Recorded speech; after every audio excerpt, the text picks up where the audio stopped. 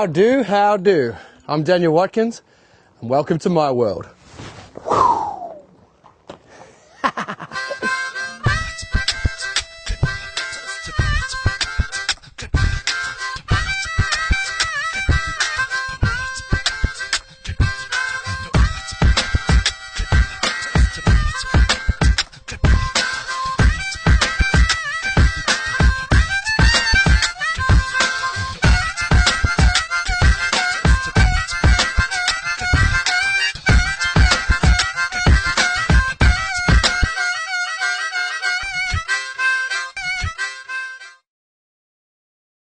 I first met Daniel back in about 94, 95 down at the Moomba Masters in Melbourne.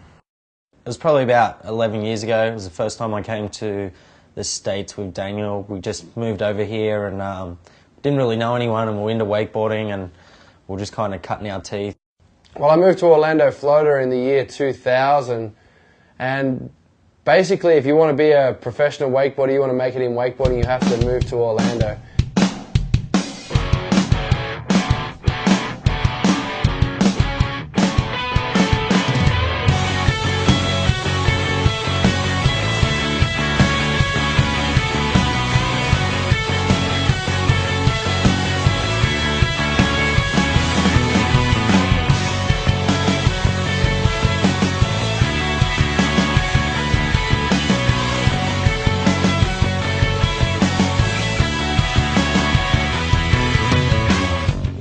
When we came over, like, the sport was so much more primitive. There wasn't like wakeboard camps. There was nowhere really even to ride. There was just, you know, there was a couple of pros over here doing it, and we thought it was a lot bigger probably than it was. And yeah, it was just super difficult, and we didn't know anyone either, so trying to get a ride was really hard.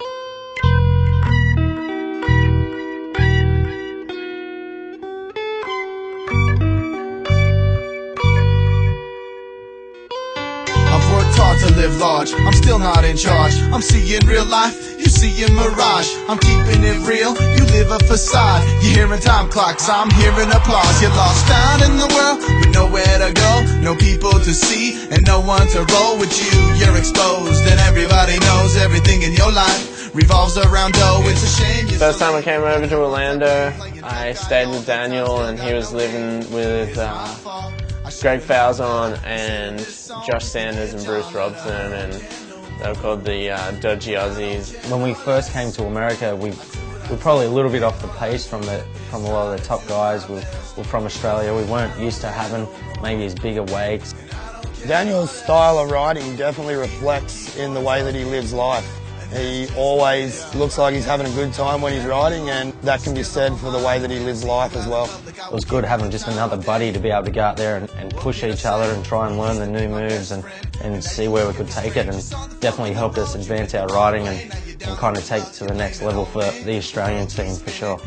Daniel has definitely influenced not only my riding, but the way I carry myself, I think, as a professional athlete. Some of my most fondest memories would be filming with Daniel in the late 90s. Daniel's one of them guys that's just in the sport for the love of the sport, and he's in it for not just himself but everybody else. Whether it be helping out the younger guys from Australia, setting up clinics and camps, he's just always looking out for the better of the sport.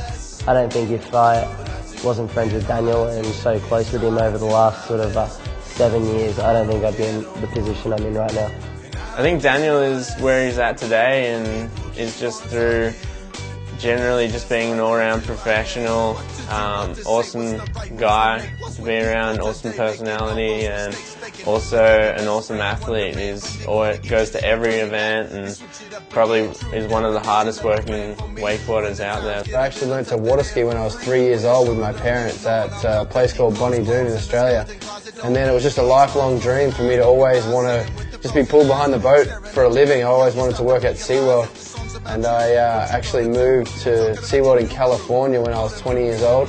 While I was there, I competed on the US Pro Tour and slowly but surely moved into just full-time wakeboarding. And since then, it's been 11 years now, and I've just been living the dream, just traveling the world and doing this.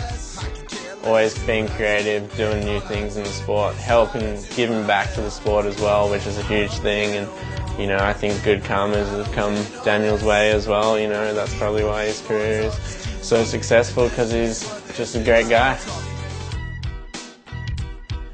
Y'all come back now, you hear? Well,